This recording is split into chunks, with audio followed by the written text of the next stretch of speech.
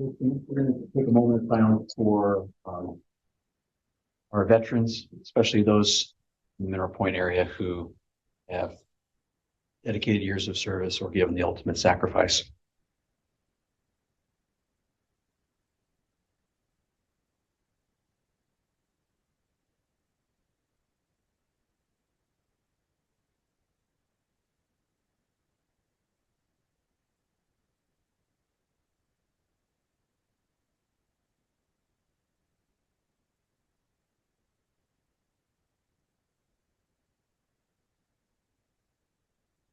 Thank you.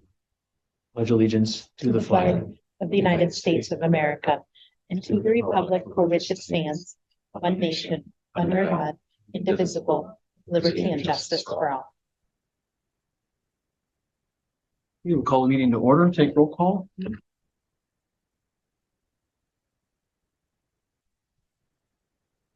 Bergstrom, Bush, Here. Hunt, Here. Here. Here. Here. Here. Okay, Bergstrom's excused tonight. Another commitment. Next, we'll go into recognitions.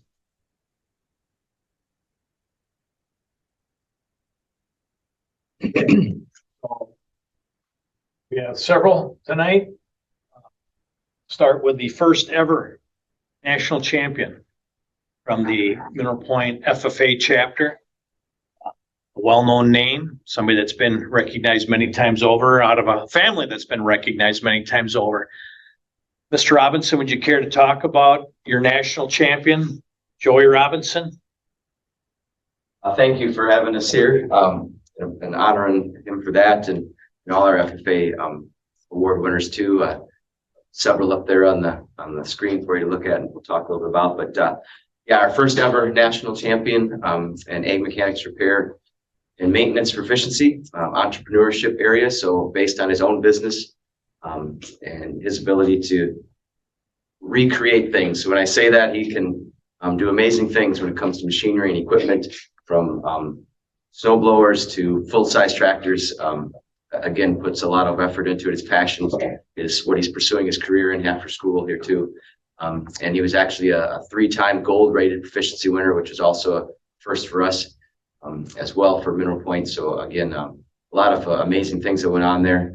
Also happening there at the same time, we had Luke Schubert up for winning nationals too. He was a finalist, so top 4 in the nation, which is outstanding as well.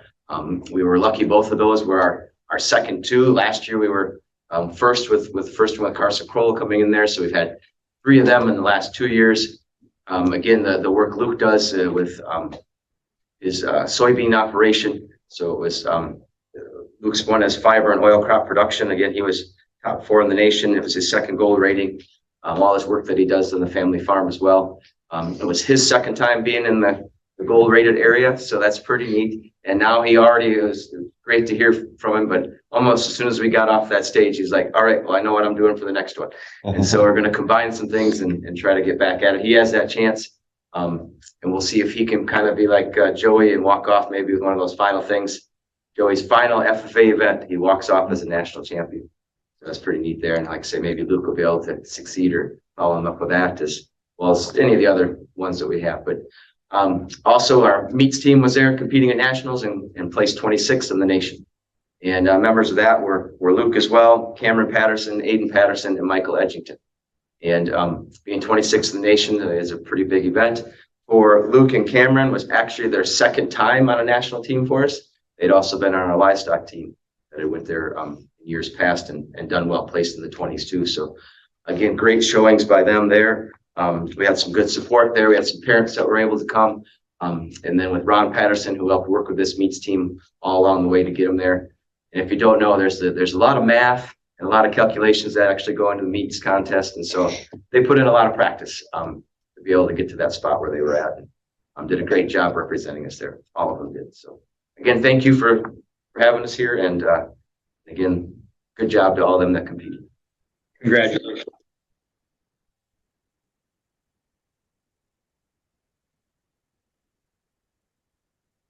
Next up, we had some participation at the state honors music.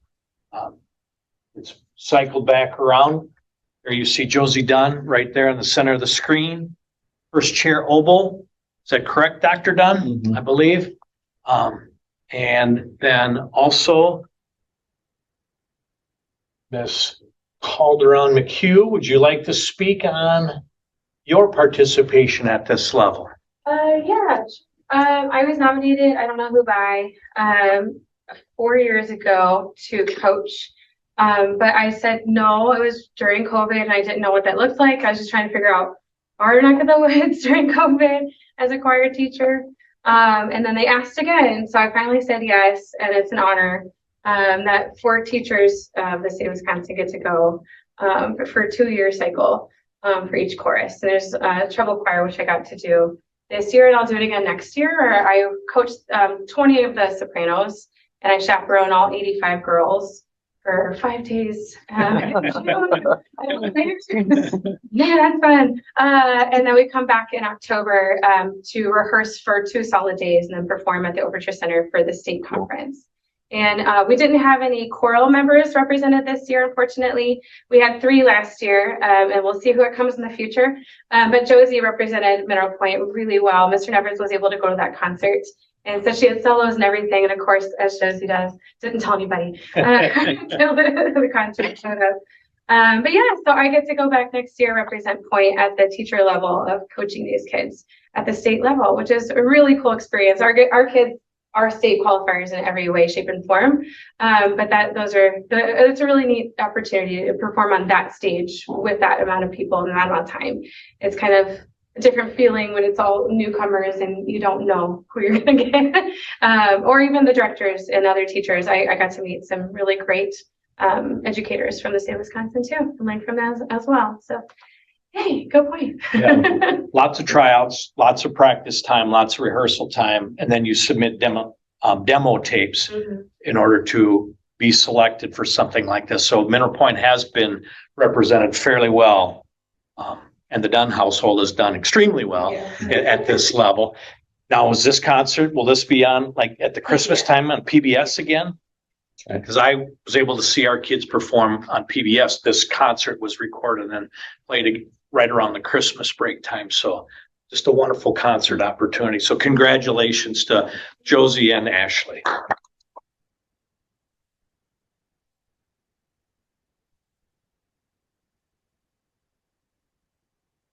Our local FBLA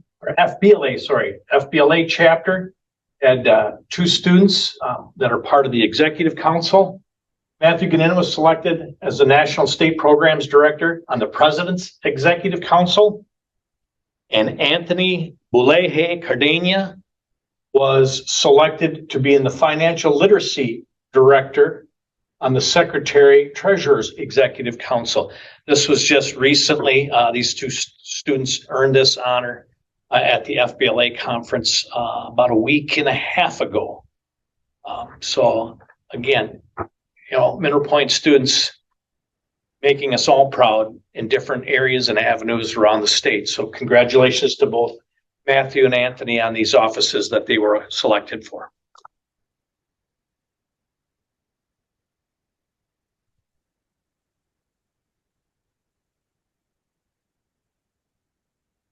We had 6 Mineral Point football athletes recognized in the Football Coaches Association Academic All-State Team. Reed Ackerman, Rowan Carey, Colton Docknell, Cole Hendrick, Alan James, and Jacob Phillips were selected based on their performances as football players and, more importantly, their performances in the classrooms to be part of the all-academic team. So again, getting it done on the field of competition and in the classroom, again, representing Mineral Point athletically and academically, something for us to be proud of. So congratulations to these 6 gentlemen.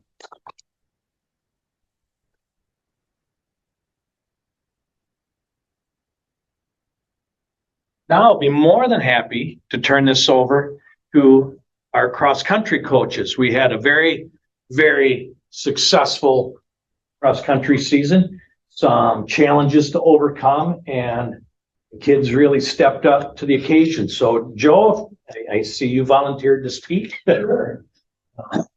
Well, thank you, for inviting us this year. Seems like it'd be a habit coming here this Monday each year. Celebrate what has happened. Boys, we had a great year. We did have some challenges, as Mitch alluded to, with some sickness and some injuries, but we made it to the state meet. We qualified by 1 point over a very competitive team in McFarland, which was nerve-wracking. We went to the state meet 2 Saturdays ago, and initially, I think I had mentioned earlier to Mitch, and I think Denny feels the same way. We were, I would say, a little bit disappointed. But let me make it clear, we were not disappointed in the boys. We were disappointed for it. It would have been a matter of a couple tenths of a second to bring home one of those trophies again. We were represented by Mineral Point, Johnny Robinson here and Ethan Cook. And I think those were the 2 Mineral Point boys on that team. And they really performed well throughout the year and at the state championship. So congratulations to those young men. I guess it's a night for the Robinsons to be making history again with Joey and this work. But these 2 young ladies right here set some history by being the first, I think, Mineral Point athletes to compete in a Division I championship event. That's never been done before. I guess you take the good with the bad. And it's also tough to say goodbye to the 2 girls here in their last cross-country season. It's been amazing. I'm sure most of us have heard it before, but these young girls over the last 4 years have elevated. And, everybody knows Dodge Point. One of the reasons the city, actually, this whole family. I had a few more.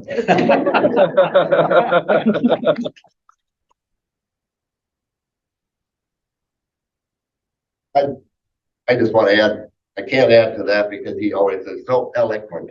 But the WIA, the cross country, they don't give out the academic all state unless you make it to state. And knowing the boys on the team, we will be getting in January at the Coaches Association their academic all state. And being a former ag teacher and being around that for a number of years, you are very, very, very blessed to have Mr. Robinson leading the program. I've never met a national champion before at that level. And to know Joey and the family and what it takes to get there, and all, just what you went through, everything there, and this is year after year. I tell him sometimes, be careful how much you do because, in life you have to balance, and I don't know how he gets it all done in the family, but it is a phenomenal family. But kudos to Mike and Joey and to the FFA program here. Tremendous.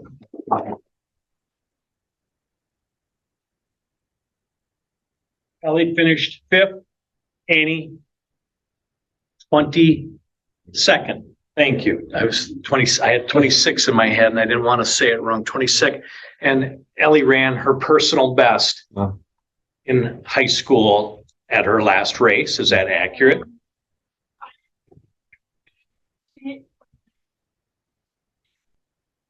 Okay. So your personal best at state. Just to add one more thing, she's also the only female cross-country athlete make it on the podium 4 years in a row, and one of them was at the division. Very impressive. Yep. Mm-hmm. So congratulations.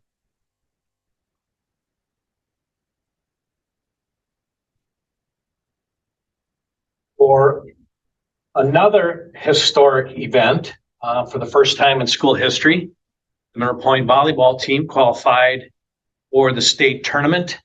Got us all on pins and needles after the first 2 games in the match.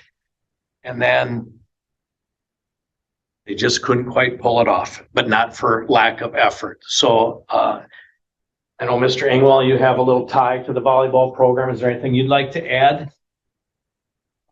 Every year is a different team, but like this team was just a special, unique team from freshmen to seniors, working together on the same goal. They had fun all year. Even though they came up short, it was still a fantastic team all the way around, from our semifinal to our final sectionals.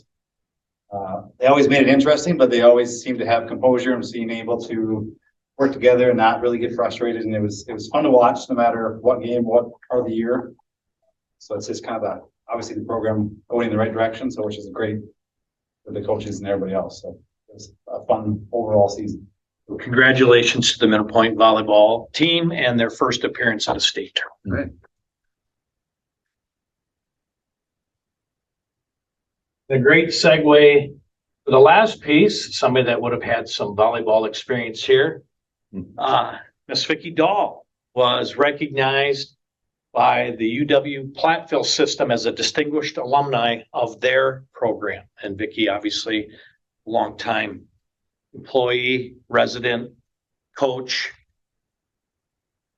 chief cook, nursemaid, whatever that needed to happen in the district. You know, Vicki Dahl was there to do that. And just a great honor for her and a great honor for us to have that kind of a recognition at the university system. So congratulations to Vicki Dahl as a distinguished alumna of Platteville.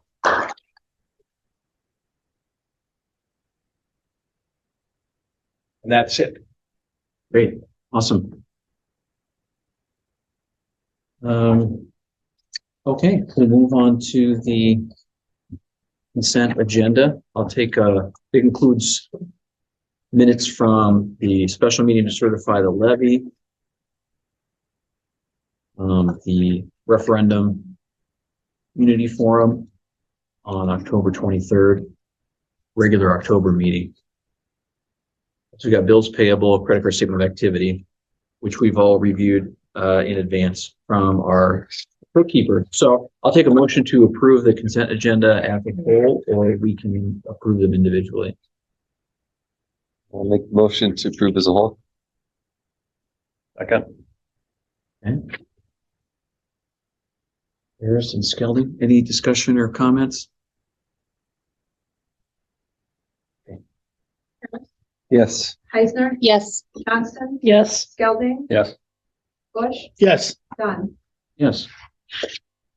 Next is communications. We'll start with board communications. Joni, you want to start? Glad to start, but very little communications, a few little chatter about the referendum, you know, prior to questions of really about if we thought it would pass, and then afterwards, congratulations on the fact that it did pass, but that's the extent of my board communications. Nothing. I had a few people reach out and just thank the district for how well informed they felt about the referendum. Just applauding Mitch for the number of appearances he made to different groups. Just thought that the district did a great job of making the time to get out and really explain the need and how we got here and stuff like that. It made people feel a lot more comfortable about the voting process, having the knowledge that they had. So I just appreciate the effort put in by everybody to help us get to the finish line. So thanks, Mitch, I guess. Thank you. Great. I don't have anything to add either. Okay, thank you. We'll go to citizen communications. Anyone sign up? Okay. If anyone would like to say anything to the board, you have 3 minutes. If you'd like to raise your hand. Otherwise, anyone online, you can use the raise hand icon. You do have someone with. I do have someone. Okay. Yes. That's funny. I was joking. You're not up yet, ladies. Oh, you have a whole separate agenda No, item. we got you scheduled somewhere else in the board agenda. Didn't mean to confuse you. I was just messing with you. Okay. All right, I don't think anyone online. See. Okay, we will move on to items for discussion, which first is the student council presentation. Now you're up, lady.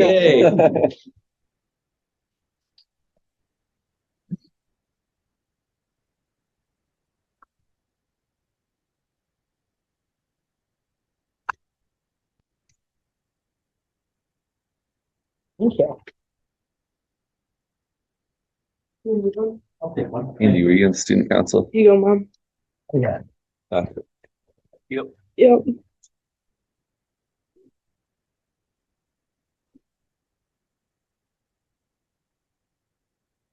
Okay, so the Point of Council is proposing a multi-purpose pop-up shop that will act as a centralized hub in the front and center of the cafeteria. It will be used by many students, organizations, for example, Key Club, Band, and Blue Crew, other concession stands for games. It would be a much better way to store materials, also used for fundraisers, collecting and distributing, such as materials, money, forms, t-shirts, etc., as well as for a limited need for tables when clubs such as FFA and EWC do promotional events. So the current issues with our situation is that teachers and advisors are storing candy in places like the locker room and their offices. It is hard to clean up the current concessions. Sometimes they do it in the kitchen, and we want that to be a very clean environment, and with all these groups coming in and out, that makes it unsanitary.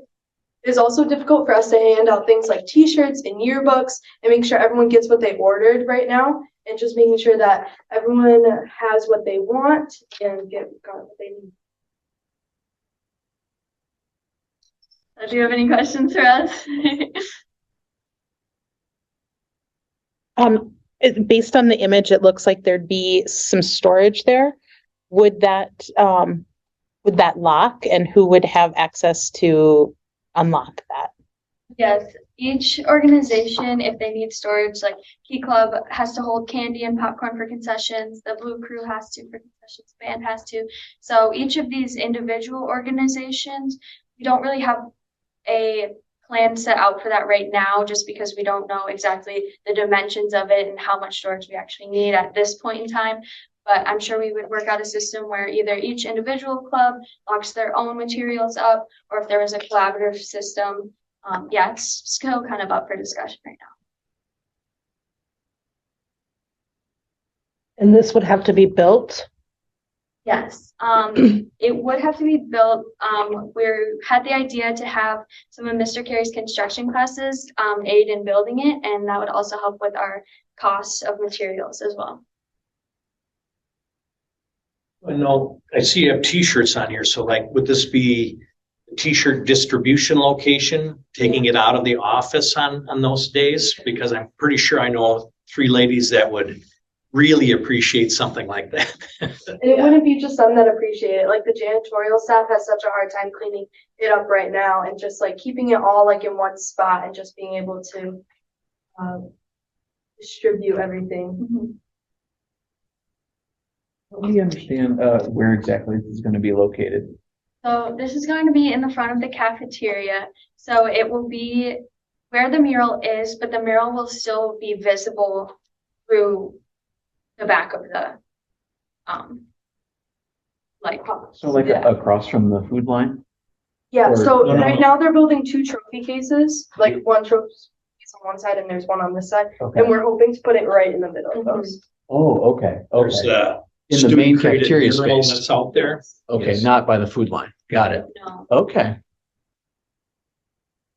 Because typically in the cafeteria, if there is a concession stand, it's been, depending on which group is using it, sometimes it's by the little wall, the knee wall on that top tier. Sometimes it is over in front of that mural. If it's like a Thursday night volleyball match and they're having their spaghetti supper in there, then they move the concession stand closer to the front door. So it tends to move around due to what is needed, what space is needed in there. So this would kind of be a central hub then for something moving forward. And groups would sign up to use it? Yeah, so it basically be open to any club that needs it. Gotcha. Would it interfere with the lunchroom seating at all? Don't believe so, no. We would make it narrow enough so that that walking space is still plenty of room. The goal right now is also that we can close it up when we're not using it. So when it's not being used for concessions to hand out shirts, it should be like basically the same width as the trophy cases. How much will it cost to build and then purchase the storage unit, the storage pieces? Don't have a finalized estimate on that right now, just because we haven't gotten that far in the process yet. Yeah, I'm not sure. I don't believe it would be outrageously expensive. And that also is where Mr. Carey's classes come into play, also helping set off that cost. We also do fundraisers out of it, like. And the Blue Crew does have some money right now that would be put towards it. The mural that you're potentially framing, Mitch, can you tell us a little bit about the mural and why it might be important to preserve that?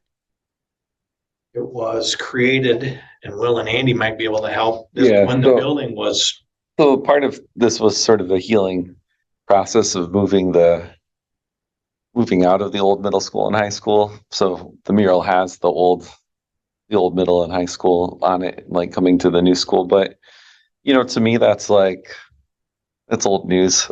And I feel like we can move on from all of that stuff. Like we certainly missed them at the beginning and everything, but now, they're apartment buildings. So and I believe students, and we're all old. students created different components of that, right? It was Bruce Howdle. Well, I mean, and that was a cool thing that Bruce Howdle helped. So it was made at Bruce's. So Bruce used to make these huge wall murals. So he threw it up on the thing, and then but the kids made it, and then Bruce worked with them to hollow it out and all of that. And I mean, I worked for Bruce, so and he's no longer with us, and he's a key part of the community. But I also remember being at the old high school with my grandpa Parmley and looking at these photos of basketball teams from the 1930s or 20s. You get pretty detached from this stuff, and at some point I wouldn't want to hinder something that the kids want to do just because we sentimental about the mural, but especially if they can preserve it anyway. That wasn't what I was anticipating, but maybe that does give the group more flexibility to move that or to. Yeah, I don't know if it could be moved. Yeah, but we would have to probably contact some outside experts as to the potential of being able to move it somewhere else in the building, but what cost might be associated with that. But that they are, as the girls pointed out, right now there's a new trophy case being built on the left-hand side. And then eventually there'll be a similar size built on the right side. We'll be moving those trophy cases elsewhere in the district, but still kind of maintaining that centerpiece. And they're interested in maintaining that as kind of the background of their pop-up shop. There might be some easy workarounds to provide that to happen. So just procedurally, so this is in info. So no action is going to be taken Correct. on this. This sounds like something that you've kind of pre-approved or I've been made aware of this, and they wanted to bring it to the school board, so I certainly encourage them to come tonight and at least lay some of the groundwork behind us. If there were any serious reservations, again, kind of coming back to some of the standard comments from the board, if it's budget neutral, you've not denied anything from moving forward. So if this group, if the student council and the other groups are willing to offset the cost for something like this, it is completely budget neutral. It gives concession stand and other opportunities, a permanent location to kind of work out of. I think it's a great idea. Great. Yeah. Nicely done. Good presentation. So, I mean, I think just kind of keep the ball rolling and then just keep us updated from a just financial like a budgetary standpoint. I think that'd be your next steps then, is to kind of get a layout in mind, talk to Mr. Carey, kind of talk about what supplies will cost. And then will some of the other groups support the Blue Crew and the student council and those kinds of things for a place like this, and we can continue moving forward. All right. Thank you. Thank you. Thanks, ladies. Just as a side note, I mean, I think that, it just in terms of getting like pointer merchandise, I mean, you really can't go anywhere. It's like, I want a Mineral Point High School sweatshirt and I'm going to go here and get it. Right? You just can't do that. So you basically have to be a parent and be in on the online ordering link that gets sent out, and you better get it in that deadline or that's it. Right. And that's kind of just how the ordering process goes. Cause right. It's like a one-time bulk order to get a good deal. And Correct. And there's not an ongoing. So I understand that that's how it works. But I mean, I think if there's some sort of kind of ongoing shop or a shop that's maybe open during games or something where people can just buy Pointer merchandise, I mean, I think that would be something that would be fairly successful and a continued fundraiser for. That has been tried in the past, like the FBLA might just do a generic Mineral Point apparel, not say FBLA or whatever sport. People want, but then they might order 10 of each size, and then they're stuck with 9 smalls or 9 extra larges. And now they're sitting on that merchandise that's cost them and they got nothing in return. But I have taken plenty of phone calls in my time here. Hey, does anybody have old, any kind of Mineral Point type clothing that we could purchase? And I try to send them off to the different, advisors, FBLA, Blue Crew, whatever, but maybe there's something that we can do and work with some of the vendors to maybe kind of create something that's hey, we're going to do this initial order. Now, can we leave this open for an extended period of time and then just submit orders as they come? Might be something that one of these groups might want to take on. But you're right. There are plenty of people that just, hey, we're new to town. We don't have any pointer gear. Where can we go to get some? Mm-hmm. So I'm aware of those conversations. Yeah, I understand the complexities of it. So it's cool. Well, this makes a lot of sense. Okay. Next is referendum review. So we completed the canvas this morning. Will Harris. I wish I'd be rich. Yeah, we'd all benefit from that. Yeah, sorry, Will Harris was there as the clerk. We checked the vote tallies compared to what was shared with me. Everything was spot on. There were 1,698 yes votes, roughly 64% of the vote that came in as a yes. 971 no votes, or about 36%. We had a difference of 727 votes. So the numbers that were reported to me held on the canvas as of today. Love to thank everybody that came out and participated. Certainly support the yes votes, but for the no votes, we certainly stick to our belief that we only want to levy what we need to balance budgets. We want to be fiscally conservative and try to make this referendum dollar last as many years as we possibly can before ever having to think about what happens next for our school district finances. You may not know this offhand, but do you know what the last referendum went for? The operating referendum? Yeah. 350,000. No, I know the results, like the percentages. Just give me a second.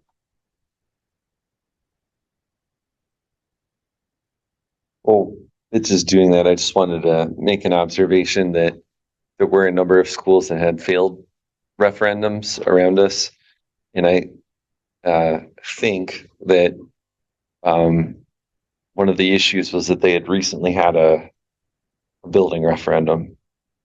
So, people are getting referendumed out.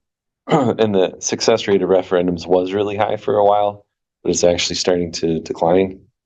And I think we'd be well served to just be careful to really think long term, right? So when we do want to do some kind of building referendum, if that comes up, to make sure that there's some time before the next operating referendum. Because to me anyway, the main thing is you want to be able to pay your employees versus having facilities, newer facilities or whatever. And there was one case, somebody told me that they passed the building referendum, but not the operating referendum. Just like in this last election, I can't remember who it was, but so they're gonna have a building, but no staff for it, whatever it was. So that was it, just those observations. Well, in November of 2018, it was not a presidential election. So the voter turnout was down a little bit, but it was 58% for a yes vote and 42% on the no vote, the $350,000 recurring referendum. Yeah, thank you. I am thrilled that we're in the position we are in. I do wish I had some additional insight into the more than a third of our population who didn't feel comfortable supporting the referendum. And I say that because we had very, very little feedback about community members who didn't. And there were a few who spoke up and shared their concerns, and they were certainly valid concerns. But I guess I would appreciate greater insight into what it may have been for certainly not a small group of people who didn't feel like they were supportive of the referendum.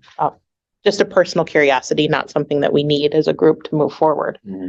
But made me wonder. Any other comments or questions about that? Okay, school board election timeline. So in your board packets, Angie copied from WASB the schedule at a glance. So for current board members who are considering not running, the deadline is December 27th to file your notice of non-candidacy. That is the last Friday in the calendar year.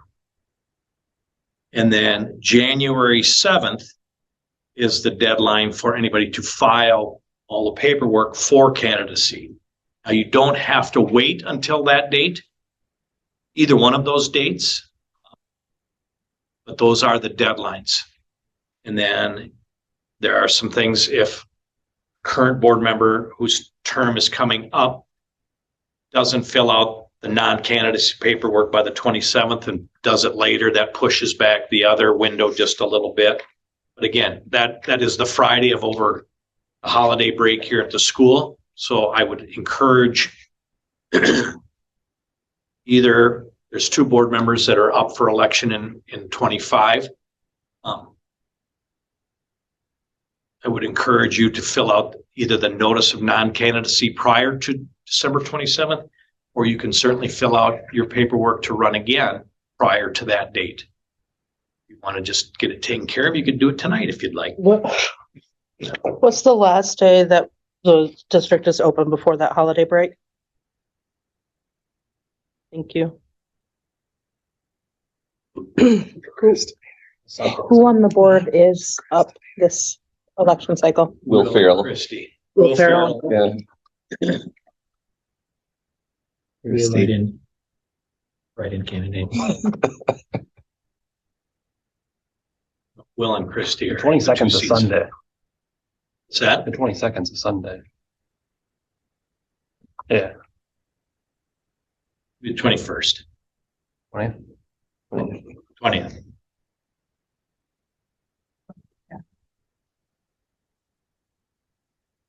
Okay.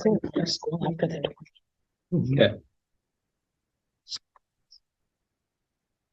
a long time.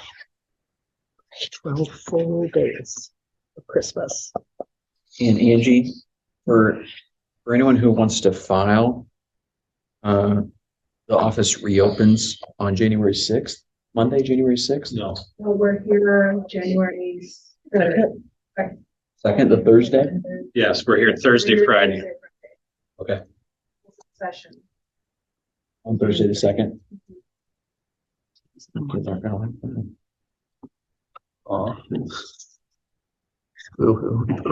Okay, any other questions about school board election?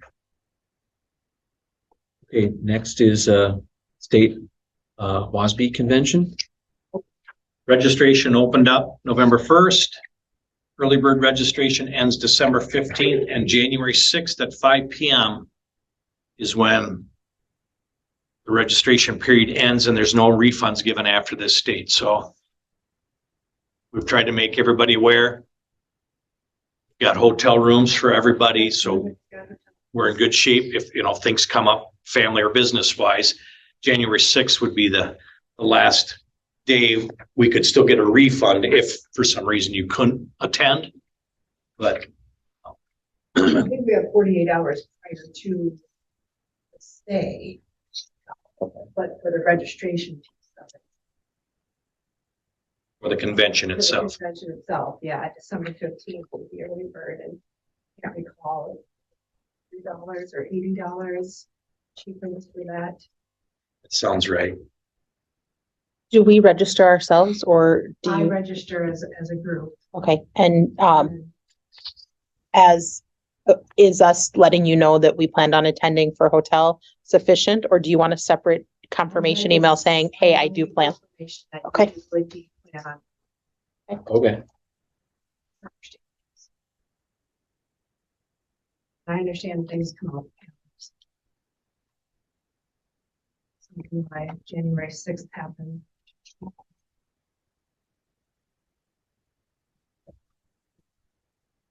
January 6th, 5 p.m.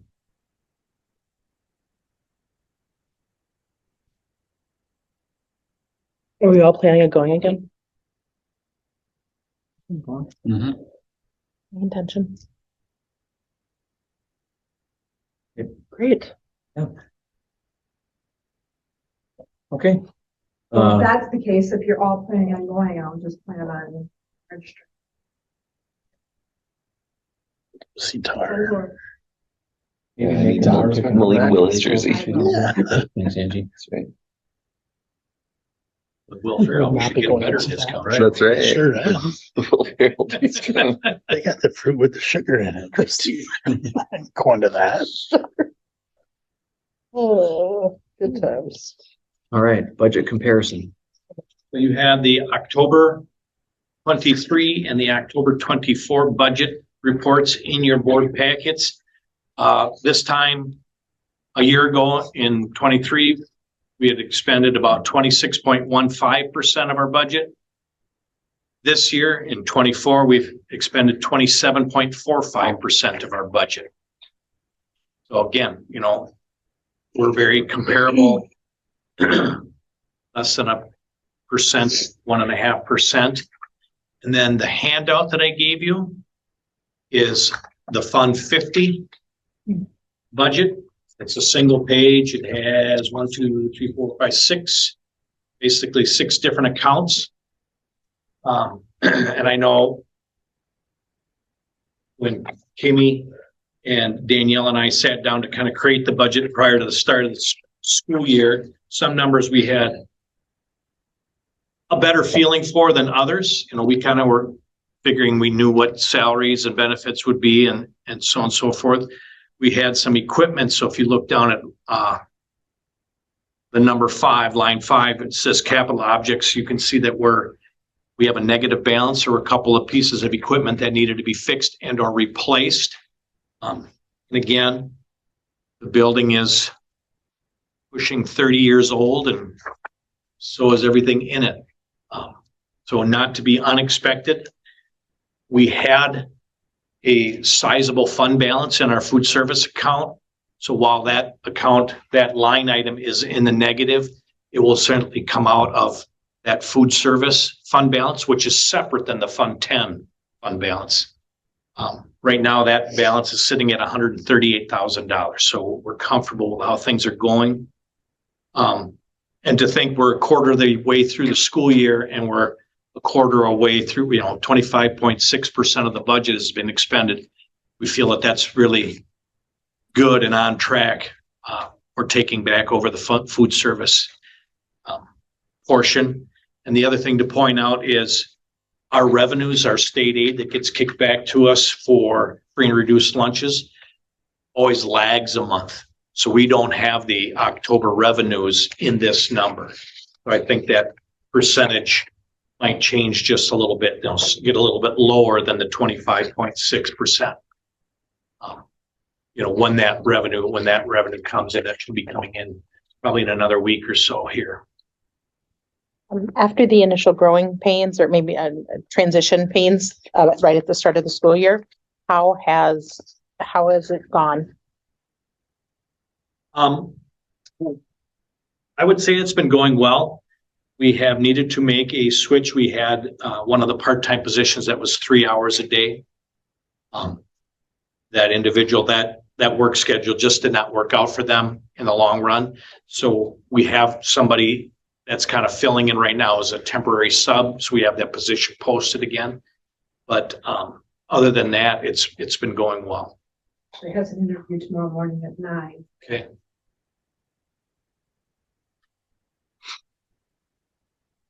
I know when we first started talking about this, I've had some parents reach out to me in terms of, asking how they can be involved and maybe help shape the menu in any kind of positive way.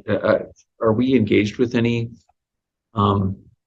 stakeholders or any kind of a group that is providing any kind of feedback or expressing any wishes for how the menu gets shaped? At this time, no. We're probably days away from our food service director taking her first maternity leave. Okay. So when she comes back, and she already has a plan, there's a plan in place on how this will all happen in her absence. But when she comes back, I think is when we would probably start to reach out and try to engage some of our families to, sit down and kind of talk about what's going on and ways that might be able to help make some positive changes there. Okay. Makes sense. Thank you. Any other questions or concerns about the budget overall or the food service budget? Okay, we'll go to the report from the Social emotional learning team. I'll invite Angie come up to the board table. Yep. Some of you might have it, but here's a color version for you. Thank you.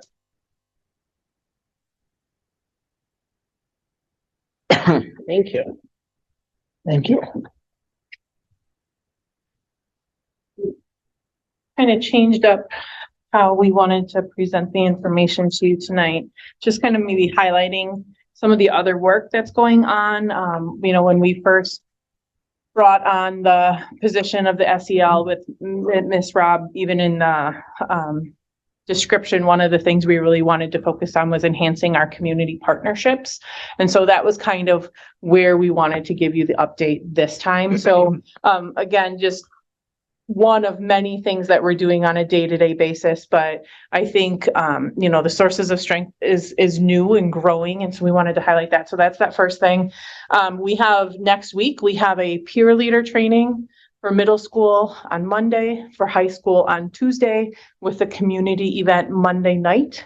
All of you are welcome to come to that. If you would like to learn more about sources, it is from 6 to 8 in the elementary gymnasium. Childcare will be provided if you need that. There is a registration link just to help us understand how many snacks and drinks to get. But obviously, if you didn't sign up, you're still welcome to come, as is anybody who is listening to this tonight. But just some of that. So we've been trying to push out the word for that. So we handed out some information about the community night at the homecoming parade, at the science night, and then Joelle pushed it out through Skyward Family Access on our district Facebook page last week. So we're still taking registrations for that. But if people forget to register, please come join us at the elementary school Monday night from 6 to 8. Was there a mention of childcare being provided when you pushed Yes. it out to the parents? Okay. Yes, yep. And we have had some people who have registered that asked if their children could come as well, and kind of varying ages, and you know, that's up to a family, but obviously if you have a middle school, high school student, we'd love to see them be the part of that as well. We continue to do elementary, middle school, high school messaging and promotion. So those were we summarized what we're seeing for September, October, November, our focus.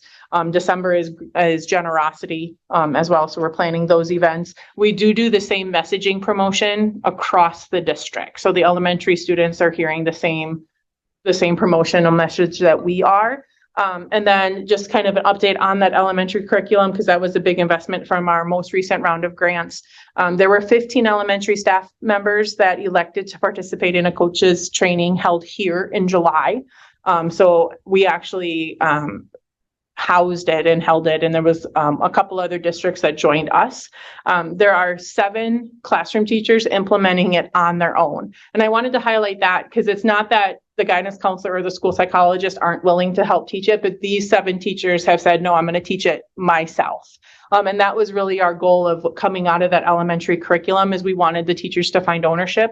And so there were 7 that I know of, 3rd and 5th grade across the grade level. Those all 3 teachers are teaching it in both 3rd and 5th grade. And I think it's only going to continue to build and grow and enhance. The other thing is right now, it's kind of odd because the elementary curriculum we purchased a few years ago with some grant money, there's a kindergarten program, a 1st grade program, a 2nd grade program, and then 3 through 6 was consolidated together, which we've purchased and used. But starting in January, they actually separated 3 through 6 into separate grade bands. So we pre-purchased that curriculum using a combination of Kids Get Ahead grant money and our AODA grant money. So nothing that affects our budget, but purchase that. So we'll have separate grade bands. That was one of the things, like the 5th grade teachers were trying to figure out, how do I teach it out of the same book when it was the same book for 3rd, 4th, and 5th. So all the same content, but now separated out by grade bands so that the videos, the activities are a little more geared. So we're really excited about that. And we already have digital access, I believe, when we pre-purchased that. But I know they're really looking forward to the curriculum update. So this, we could have highlighted this a little bit last year, but one of our district goals, or one of our goals related to educator effectiveness, we always have professional practice goals as teachers and educators and professionals that we're focused on. And last year as a district, we focused on an SEL goal district-wide. So staff had the opportunity to join one of 3 things, a Yes. book talk series that was led by our reading specialist, some TED Talks that were led, I think, by Mr. Austin, and then pupil services, myself, Miss Welsh, Miss Brunson, and Miss Robb led what's called Compassion Resilience. And Compassion Resilience is really for educators and oftentimes the nursing profession who feel that compassion fatigue, because they're caring for people with high needs all the time. And so we led that last year. We had 19 of our staff elected to do that rotation, which was really exciting. We received great feedback. We're trying to build in how to do that this year. This year, our PPG is a little bit different, but we continue to talk about it. So our staff are taking care of themselves and their well-being. And that's a training that the 4 of us did through the state on our time. And then this year, we're building in a partnership with CISA 3 for a program called Project Aware. We're one of 3 pilot schools for this program, and it has to do around mental health and stigma reduction. And so we'll be doing some all middle school, high school staff training that they're coming in to do some awareness teaching. I have not really been the lead on that. That's been Miss Brunson largely with Mr. Austin, and we just had 1 meeting so far. We have another meeting the first week of December, and then there'll be some staff training that comes after that. But one of 3 schools, and they came to us and said, because of the SEL work you're doing, would you consider being part of this pilot program? So we were always honored to be recognized that way. One of the things we wanted to get back into having was a district SEL team. So we've had SEL teams, but elementary's here, high school's there. We have these other, they were kind of hot, you know, like broken apart. So we wanted to do a district-wide one. Last spring, I sent out interest to it. They all gave up a day in August before our in-services to create the vision of the team. There's a little more work about ours of wanting to just reach out to make sure we're providing enough stakeholders that have varying roles. And then we're going to be having a meeting. I actually think it's December. I don't think it's November, but we have a meeting scheduled come up later this month or early next month, February and May. And part of that work will be helping drive the work of the SHAPE assessment. So we did complete the SHAPE assessment this fall, and we'll be working part of our work with CISA, and that Project Aware will also be the continuous improvement from the SHAPE assessment, and then the district SEL team will help drive that work. So carrying on that work we did before. We're also a pilot school for a family partnership program. So several years ago, maybe not even since COVID or just maybe 1 year after COVID, we used to be a member of the FAST program, Family and Schools Together, which is a family partnership program. There's a pretty high cost to stay connected to that program. Lots of training that had to go on by our staff with quite a bit of money attached. And so CISA approached us, and we haven't held FAST we didn't hold it last year. I don't remember if it's been 2 years or 3 years. I think it's been 3. The So last 2 years, we switched to a different. Yep. So 1 year we did something with Southwest CAP. I don't know that we did anything last year. Well, you did it with Family Connections. Okay. The parent cafes. Yes, that was, but that was 2 years ago, I think, we did it right? last year. I don't think we did either. So we stepped away from FAST around COVID or shortly around COVID, and then we partnered with Family Connections for a year. And then CISA came and they were trialing, and basically it's almost like a FAST program without the FAST name attached to it. So it's a lot of the same coaching we have 4 trainers who are trained in the system. They've already received the training. They've had the first night of FAST. Same kind of thing where 8 families are identified to participate in this 3 rotations of events. So 4 staff members, I sent it out looking for interest, and I had to turn people away. I mean, it was immediate that some of the staff who have done this in the past absolutely wanted to jump at it. So there was an initial training held with our staff and CISA in September. And then our staff will hold future rotations. So each cycle, there are 8 families from the elementary school that participate in workshops. They include a family activity, a meal, and individual parent and child sessions. So there's actually one this Thursday. The November meeting is this Thursday. These workshops have an SEL focus, provide the family with resources. And then with owning the partnership the way we can determine how often we want to run cycles. So most times FAST was held once a year in the fall. Once or twice, because of the number of families that signed up or were interested in the program, we held a cycle in the spring. And I think I would like to explore an option, a cycle in the spring as well, just to continue to hit as many parents and families as are interested in the program. This comes through Fund 80. So again, budget neutral for us. The 4 staff members involved do receive a stipend for their work because it is in the evening and after school hours, but all through Fund 80, and still significantly less than when we were paying for our spot within FAST, but a program very, very similar, structured under the same FAST model, but excited to bring that family partnership program back. 8 families seems like a lot, and then not very many at the same time. I thought the same thing over and over, and 8 is also what FAST used. And I don't know how, I'm sure there was some sort of research done about this is the number. I think what they want to make sure is it's a very personalized connection with each family. And we typically don't allow families who have gone through this rotation to come back again. So even though it's only 8, every cycle we run is 8 different families. So it compounds pretty quickly. I really think it's because when they break up, there's 2 leaders that go with the youth and do a youth activity on SEL related, and 2 that go with the parents and do an SEL parent activity, and then they all come together. But I think they want to keep those numbers really personal and that connection. So interactive and people have a safe place to share and ask questions, where if it gets too big, you lose some of that. Do you, this might not be the appropriate word, but do you target certain families? So it's open to everybody. And from basically, like, we send out the email about it to all families.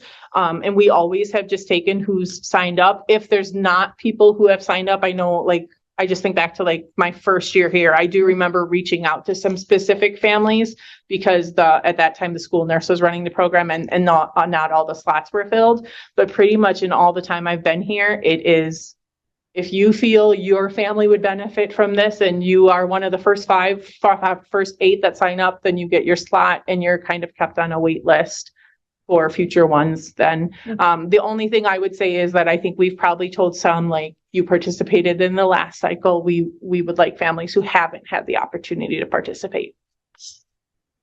It provides parents opportunities of, I don't always have to call the school. You know, I could call Mary. Mary was in this meeting with me and, you know, hey, are you dealing with this at home? Or, you know, those kinds of, so it helps build that connection a little bit too, and brings in that community a little bit more of, hey, we're all involved in this and we're all going through similar things as well. And then, you know, we really try to kind of make sure that our families identified through the McKinney-Vento program, that transportation's not a barrier to be a part of this program, or that if English is not their first language, that they understand that this program is available to them. So we do outreach that way, like wanting to make sure that some of those potentially those groups that might have barriers in place, that we remove the barriers for it. But yeah, I kind of have that, like, eight doesn't sound like a lot, but when I think of like the in-depthness that we want to develop that partnership with the parent, I think the small, and I'm sure FAST has some sort of research on why it's 8. My thought about asking, you know, like, if there are families that are targeted, it seems like the goal here is to inspire greater engagement with the entire family unit, but aren't those the families that are self-selecting into the program are the ones that are already most engaged? I would say we actually have a good representation of like a variety of that, and just knowing who's gone through the program before. It is parents who are seeking out. And even when we, you know, the year we ran like the book talks, or we've brought in speakers, it is a pretty diverse group of parents that comes to that. So I wouldn't, I mean, you know, like, are there more people I want to hit? Absolutely. Right. That's why we talk about like, how often are we going to run these? But are we making sure that the families who may benefit from more engagement or a support this way know about it, and at least have the option to like think it through and ask questions and decide if it will work for their family? I think we do try to make sure we make those connections to make sure that they're aware that it's there. Very good. Thank you. Yep. Sorry about the interrogation. No, you're good. Is this a program that CISA 3 wrote? I will say that a former employee who ran the RFAST program and is no longer with us, but is an employee at CISA 3, is the one who brought it to me. So I don't know what they all wrote to bring it out. Are we paying extra for this, or is this is part of our CISA 3? No, this was an additional cost, and it was substantially less than FAST, but I don't remember what it was. It was not part of our CISA 3 contract, no. I don't know if in the future, I mean, and again, like, once our staff is trained, I don't think there's any ongoing cost for CISA, right? Like, the cost was to come and train our staff, and now our staff can carry it out. So I wouldn't think that there would be an ongoing cost after that. FAST was almost like an every other year recertification component to it. And there was like a annual fee to be part of it. And anytime, if you wanted to change out your staff, you had to pay for a full training. I mean, it was easily $5,000. I think it was $5,000 just to be part of it. And then the cost of retraining was just substantially high. So this is much, I think, more that we're able to control it more and control the dynamics. And add and bring what we need. This is another circumstance where CISA was reaching out to us saying, hey, this is something we've got. We know you've done something like this in the past. Would you kind of help us pilot this a little bit? And to Angie's Yeah. point, next year, that won't be something that we need to pay for through our CISA contract. And again, it's all run through Fund 80 as a community service program, so it hasn't had a negative impact on our budget. It's less than $5,000 upfront. Yes. Yeah, it was quite a bit less. I guess I think this is, family engagement is extremely important and I'm excited about this. I just see that now there's first a lack of collaboration with another community agency. And instead we're bringing CISA in again, instead of collaborating with Iowa County Family Resource Center or Family Connections. That's my only comment here. And CISA was only providing training for our staff members. Yeah. So I think we could grow this program into even more than it is now and reintroduce some of those community partners. So I understand. It's just one more area where we've already had something and somebody else creates it again. Yeah, and so it's just, and I guess I wasn't involved in the cafes. I don't know how successful they were. No, I'm just, yeah. And then the last thing I wanted, just because we are touching on community student family resources, myself and the pupil service staff meet, we meet for a PLC once a month on Friday mornings. We don't have time on Wednesdays when you've designated to the district those set times, because we're usually pulled into some of those other team meetings. And so one thing that we've tried to do within our monthly PLC meeting is bring in different community resources to make sure that we understand them. So we'll actually invite them to our meeting so that we can learn about their programs or what they have offer, how we can connect families, what's that referral process. So there was just an example of those that have come in the past year. I think Head Start's a great example. I obviously knew it was there. I've known about Head Start for a long time, but Head Start has restructured some of their things. And I was talking to a family about Head Start and I had to say, honestly, I don't know what their classroom looks like right now. I don't know when it's offered. I don't know when it runs. And so I had set up a meeting with them just specifically with their contact and myself and Birth to Three, and we all sat down and met. So we all knew exactly what programs they offered. And so when we connect families with those resources, I have a little more background about them. So that's one of the things that we're doing, is just trying to make sure. I think sometimes the first step is just even building the awareness of what's out there. And so inviting them to our PLC meetings has been really helpful for us. And then we continue to try to make sure that all of our families have access to the resources they need. So you might have seen a recent post about a district care closet. This was really started during just following COVID. We received the American Recovery Act for homeless children and youth or something like that. And instead of saying, basically you were given an allotment, each district was given an allotment of money. And if it was under $5,000, you could say, well, I'm going to send my money to CISA, or you could partner with a neighboring district to keep your money. And so we partnered with Belmont so that we could both retain ownership of our money. And what we did with ours was create this care closet so that we started this resource. And so this just continues to build. The most recent thing was we sent out an Amazon wish list of clothing, and not our community is amazing with donations in general, but this was very specific of here's the sizes we need, here's the, and just trying to keep it very generic within there. And then obviously we know that they're new and clean and everything else too. We also house shampoo and laundry soap and toothbrushes and hair combs and all of those things too, so that our students and our families know that they're accessible there. And then, we have some students who are comfortable coming in. We have families that we offer them out or we'll send them home.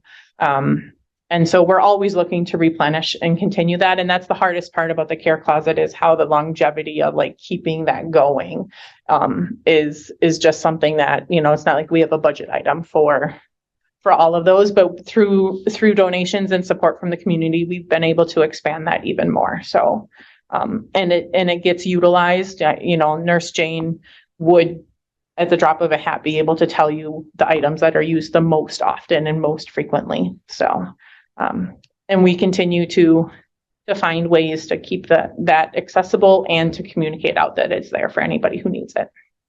Where would I find this link? So it was sent out. I know it was shared on Facebook and it was sent out, and I think in an email by Joelle. I don't know. I think we're working on putting it on a place on our website. I don't know if it's there yet or where it is, but we will definitely be able to. We will definitely make it a more permanent thing. And I don't know. I know it was created, but I don't know where we have it other than it was pushed out by Joelle. Okay. So The link is definitely on Facebook. right. And I think it's on our school's website somewhere or will be. I just don't know if it is You should yet. get on just for the donation link. And I will say within a day of that being, and it's like contact myself if you have questions. Within 24 hours, I think I had a dozen people either order or ask me about ordering. I mean, like I said, our community is so supportive, and I think that they liked that it was directed. Like, here's what we need, versus just like they probably need something, but I don't know what it is. So, we have some Fund 21 accounts that we use to support some programs like this. We're, again, very fortunate. Sometimes people will just drop off checks and say, just use it for anybody who needs whatever. Use it for anybody who needs snacks. So I manage a couple Fund 21 accounts that can be used for snacks or for Care Closet. And as those donations, if their cash donations come in, we add to that. So we do have some ways to keep it rolling. With the holidays coming up, are there any other needs? So we sent out something was sent out to all families about if you need support at the holidays to fill that in. Getting back to Joni's point, if we knew of families who didn't fill it out and we wondered, we followed up with personal phone calls among the People Service staff. So we referred 23 families to Iowa County Holiday Project. And in previous years, we've done like several different projects. This year, we went with the Holiday Project. They provide a meal, a family gift, as well as gifts for the children. So it's very comprehensive. If anybody has a community group or a group that is looking to sponsor a family, you can contact the person at the Iowa County Holiday Project and say, I'd like a family from Mineral Point, and they will connect you with the Mineral Point family. So instead of trying to disperse them out to lots of different places, we went with kind of a uniform referral. But then those organizations, I know today we had 1 or 2 organizations reach out and say, I'd like to sponsor this family. And we just said, please reach out to this person and ask for a Mineral Point family. So if there was any families that didn't get connected, hardships come up between now and Christmas, we can still get them added to that project as well. But we always try to do our best to sit down as a team and really think about, like, here's who's responded. Did we hear back from this family? Did we hear back from this family? And follow up personally with some of those that maybe we wonder about. Thank you. That's my update for SEL. Obviously we continue with the classrooms and with all of the other SEL support we do with students on a daily basis, but we wanted to highlight some of the other work that we maybe haven't always highlighted with you in the past. So. I know one of the, I'm going to call it it's not a side effect, but one of the things that have come out about the elementary teachers teaching sources of strength is that they are growing as people because they're noticing where their own strengths lie. So is that something that the SHAPE assessment might be able to tell us, like how the teachers feel absolutely about teaching it, and if our teachers are also growing in these strengths? There is a part on the SHAPE assessment that has to do with staff. And I can't think of, the SHAPE assessment's not specific to sources, right? But it's understanding like staff knowledge on universal health or mental health, or staff knowledge on, stigma reduction and staff knowledge on all of these different areas where I will say, like, we actually took those this year. We took those and created those questions into a Google form, and I sent it out and said, I need every staff member to respond to this. And I had several staff members who messaged me or talked to me personally and said, I really wanted to answer that for you, but I didn't even know what the questions were asking. Which again, I said, that's telling, right? Like if you don't know what stigma reduction is, that means we have some work to do on helping educate our staff. So I think so, yes. The reason I really was excited for the elementary coaches thing is it is a coaching model. So my hope is that eventually, you know, the fourth grade teachers are teaching it in the classroom, but part of that PLC process on Wednesday is not just what do our students know academically, but what do our students know SEL wise? And so they're also part of that. Coaches, if they were to bring it into their PLCs, is on their own. It's reflective about their own practice and their own sources and building their own strengths, and not necessarily just analyzing student data, because again, we're only as good to support our students as we are ourselves. Right. So I think it was nice to hear, or nice to see so many of our teachers doing that, so that we continue to build our own capacity. And that's really what compassion resilience is too, is building your own capacity. So like I always joke, one of the lessons, it seems simple, but one of the lessons that we teach in compassion resilience is the ability to say no. And so I joke with Mitch all the time. This year he came and he's like, so did you want to be on that phone, whatever ad hoc committee? And I said, are you telling me I have to be, or are you asking me? And he's like, I'm asking you. I'm like, nope, no, I don't have time. So like that, setting that personal boundary, which seems simple, but it's as simple as being like, you're at your kid's softball game. Hey, do you want to coach first? No, that's beyond my comfort level, but I'll do the book, right? Like wherever that is. But teachers have a hard time saying no because they want to, and then we just bring ourselves to that edge too much. So like that's a simple lesson, right? But something that just personally we all talked about, it's okay to say no and to set up that boundary. And they always follow it with a no but. So I won't do that, but I'll do this. Like I'm comfortable to this extent. But I think all of those mini lessons and those conversations are important for our staff health and staff well-being. The reason I ask is because our school board priority was to create psychological safety for students.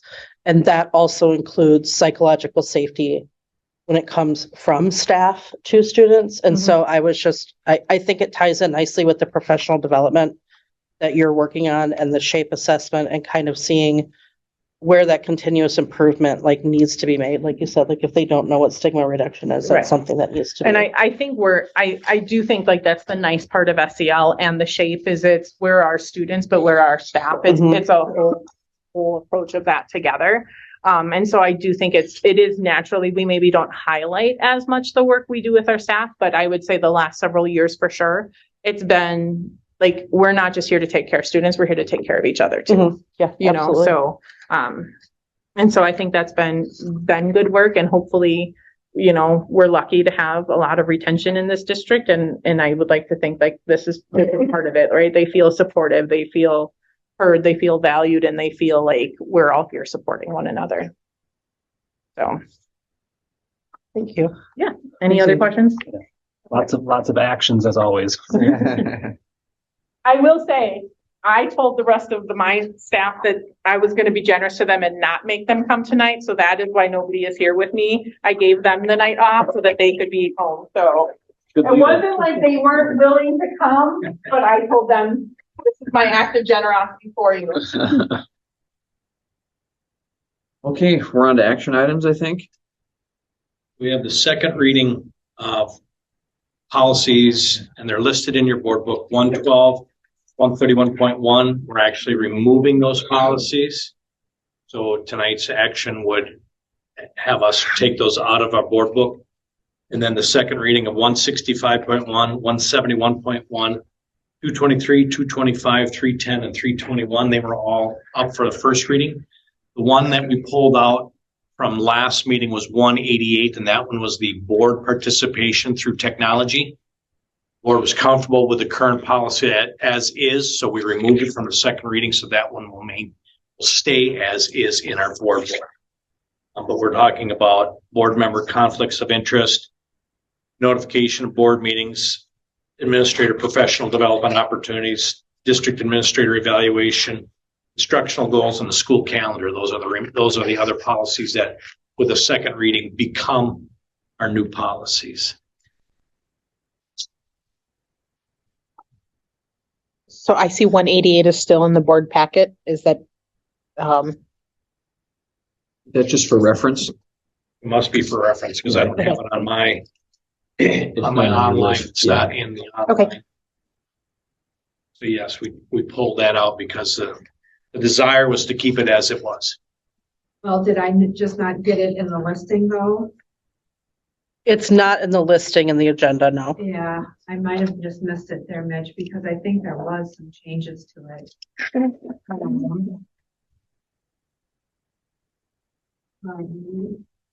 Double check on that. I think it already passed as a policy. Yeah, didn't I it? think last month, we decided not to bring it forward for a You second did reading. decide not to Correct. bring it Yeah. back? There were new revisions made and we decided to not We had move those just, forward and stick with we the had old just updated policy. it like 8 months ago. Oh, right. Yeah. Spring. Yes, in the spring last year, it was updated. So I'll take a motion to approve these policy updates, including the 2 removals. so moved? I'll second. Any other discussion or comments, questions about policies? These were all approved unanimously at a policy committee. Is that correct? For the record? 2-0. 2-0. Yep. Yep. And the board member qualifications, we're removing that. So there are no qualifications or It's there's. picked up in another policy. Got it. So yeah, policy 112 is non-discrimination. That's picked up in another policy, and board member qualifications is actually in a separate policy. All right. Cool. That's why we can remove Got that. it. Somebody else? Mhm. Eisner, Yes. Johnston, Yes. Building, Yes. Wolf, Yes, Sheriff, Yes. Yes. The next is approval of a hot water heater purchase out of Fund 46. There's, in this building, there are 2 hot water heaters. One of them has not worked for over a year. And the one that is working, say tongue in cheek, it's put together and operating with bubble gum and shoestrings. It needs to be restarted quite frequently in order to make sure that we have hot water in the building. On a couple of those really windy days, we had no hot water to discover that the pilot light had actually been blown out because of the direction of the wind and coming in one of the exhaust vents out of the building. We've had a local plumber come in who has the ability to do it. Problem is, we need to make sure we shut down the water, and that would at least be 1 day, potentially 2. So this money was not in our maintenance budget. That's why I brought it forward as a Fund 46 purchase. I would like to ask that the bill not exceed $60,000. That would be the 2 water heaters, replacement cost, removal cost, and then in case there's anything hidden. I don't anticipate it costing that much money, but that gives us a little protection in case there is something, some pipes that need to be rerun, some ductwork that needs to be changed or whatever. Do these water heaters hold water, or are they heating it just as it comes through the pipe? They hold water. How big are the tanks, do you know? Yeah, that sounds right. 150 gallons each. So Okay. right now we're working with 1. Right. So sometimes it takes a while for hot water. If you went to one of the bathrooms here and turned on the hot water, it will take a little while for that water to actually get warm. Mhm. So there's supposed to be kind of a redundancy piece, if one, Sure. they can Right. kind of cycle between the 2. We've only been using 1 because that's all we've had. We have talked to a plumber's, potentially Christmas break would be the opportunity. If we can, Right. not good, get to that point, that would be the opportune time for us to switch these out. We got a couple quotes. we've asked as many people as we can. Most everybody gives us the, if you can get a quote from here, go ahead and take it because I'm too busy to get to you. Or, I mean, we also run into that too. But we try to stay local as much as we possibly can. What's our plan if they need to be done before Christmas break? Everybody has to bring in some wood and we'll heat the buckets of water. We don't really have any options. That's why. Can they be replaced sooner than Christmas break? I mean, it would require shutting the water off in the building for at least a day, a minimum of a day. Okay. We don't really want to try to go that route if at all avoidable. They do it the week of Thanksgiving. I'm not thinking that that's a possibility due to the nature of the individual who owns the plumbing business and his outside activities. You're talking deer season right there, so might be difficult. I mean, certainly would certainly help us out in a pinch. I'm not worried about that, but they also would have to be able to order something that's of this magnitude to have it on hand. So that's why if we can, with approval tonight, we can reach out, they can get that process started so that whenever they get it, obviously that $60,000 ceiling might come into play if we have to have them here on a weekend, and do it on a Saturday, Sunday, but we'll do what we have to do to make sure that we have hot water in the building. Have we considered a tankless water heater option? Would that be cost effective? I believe we talked about it with one of the plumbers, and we don't know that it would really be cost effective due to the volume. I'll make the motion. I'll second. Okay, here's Heisman.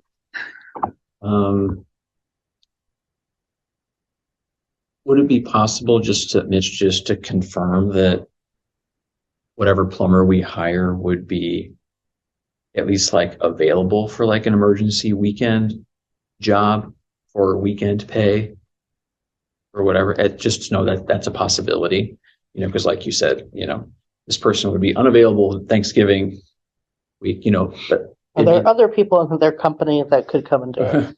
I mean, it'd be nice for them to just say, yes, in a pinch, if you have no hot water, we can certainly reach out. I think there are enough local plumbers that would be willing to help us out in that capacity. Okay. It's like everything else. There's less of them. Right. So that means they're even busier than they ever have been. Right. So Right. that's an issue we're running up against as well. Yeah. Okay. But yes, we can certainly reach out and just, in a pinch, how can you help us? Just feel better having a plan B. Yes. Any other comments, questions? Harris, Yes. Eisner? Yes. Johnston? Yes. Skelding? Yes. Bush? Yes. Dunn? Yes. Okay, that's it for action agenda. We'll go to board business quickly. Thank you to those who filled out the fourth quarter of the board meeting evaluation. I'll pull it up here. Yes, we had almost complete Totally. participation. That's okay. Feel free to nudge next time. Yeah, I mean, Just yeah, a couple reminders. Maybe one reminder. It wasn't this week though, Okay. so it's all good. So I mean, the good news is it looks like our scores are trending in a positive direction. So I mean, I think we're doing better work in committees. Our meetings are shorter on average. So anyone want to just make a comment or anything you think we should work on more urgently? Otherwise, we'll we'll have the convention to discuss or in our winter retreat, we want to.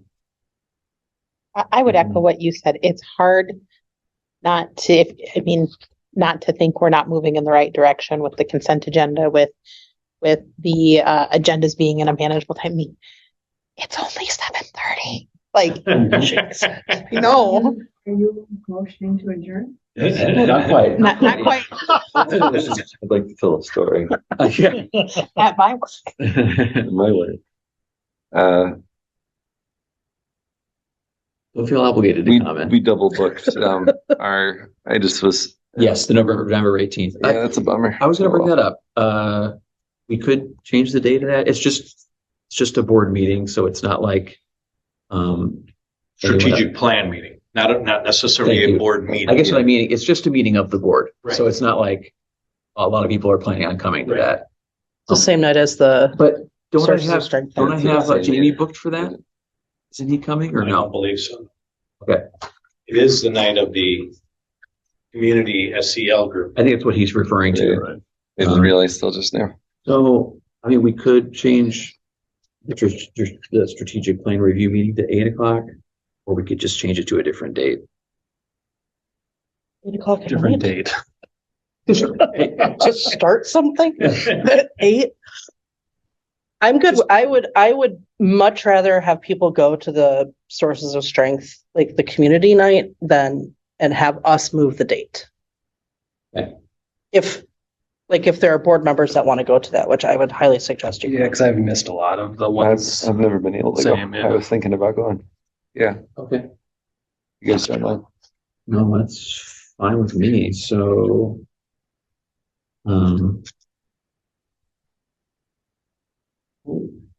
Angie, how would we sign up for the sources of strength tonight? Yeah. They Great. have their expenses. Okay. You add me too, please. Yeah, I will. Thank you. Will either of your spouses be coming? Probably just me because of the baby. so in terms of rescheduling, the following Monday is our staff rep quarterly meeting. And the Monday after that are tentatively finance personnel committees. Mitch, do you anticipate having a finance committee or a personnel committee meeting for December? I have one item for personnel to potentially discuss. Okay. Andy, what do you think about finance? I was considering looking at some budgets of secondary programs like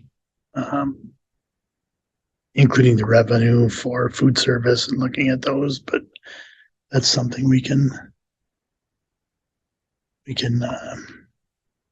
wait on as well.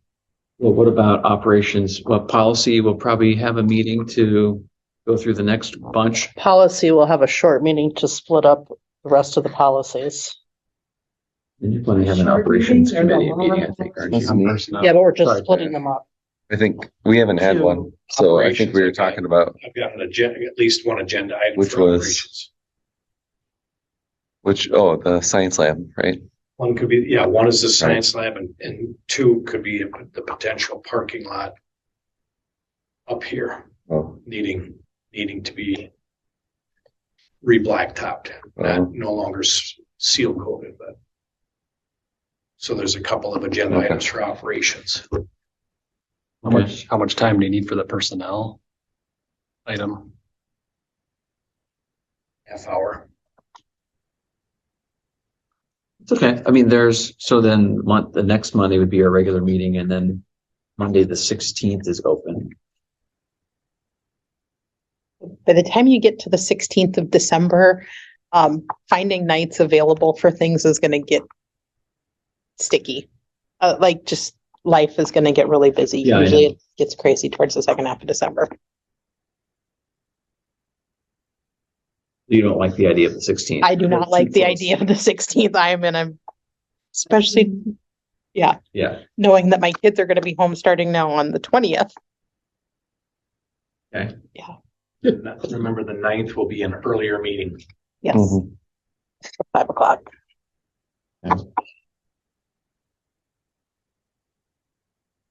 Well, um, Does the personnel topic have to happen? It can wait. Oh. It's not anything that would be life shattering, if it waited till a January date, even February, get into the second semester, we'd be okay that way. Or I mean, we if could it's, do a Wednesday, Thursday.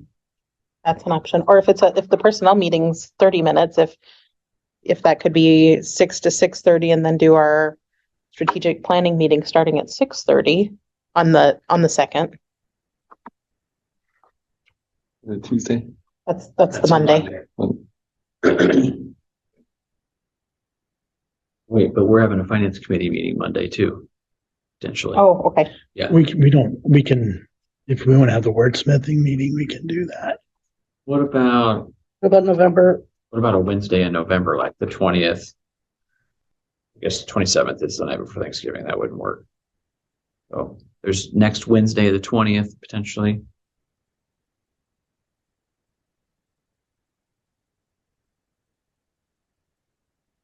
I'm open that day. That works for me.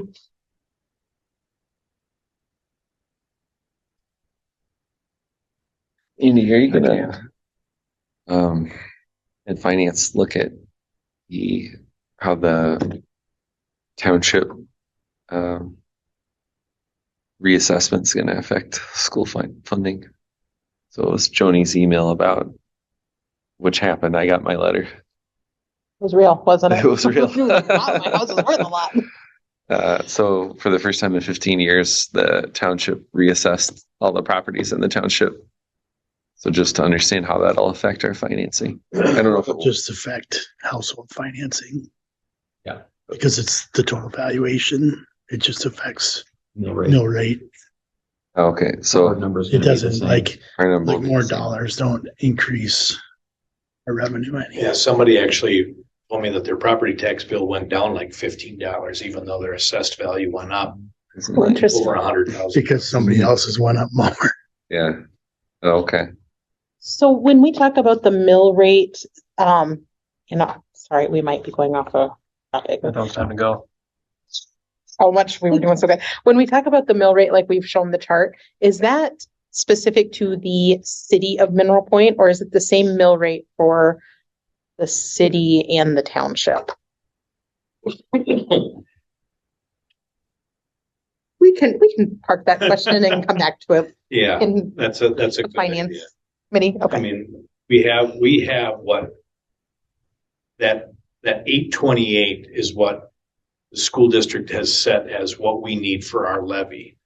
Now, it's the levy is the value divided by, the taxes that are collected and so on and so forth. But yeah, we can get a better explanation at another time. We're suggesting December 11th, which is the Wednesday. following Wednesday from the committee meetings. Yeah, I can do that. Vince Gallery night, December 7th. Yeah. The 11th works for me. Okay.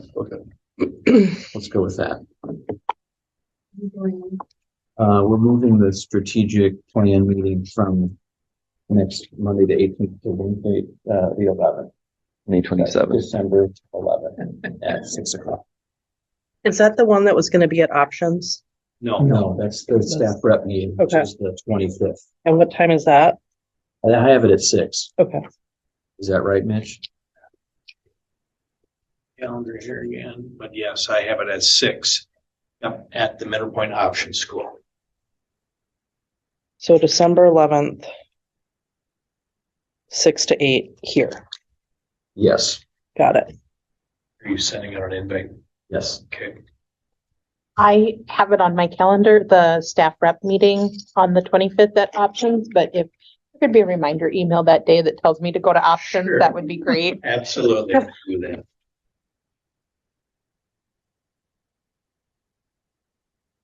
Great. Motion to adjourn.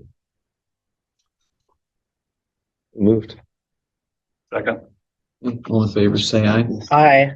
Anyone opposed? Okay. Nice job, guys. Okay. Thank you online. 39.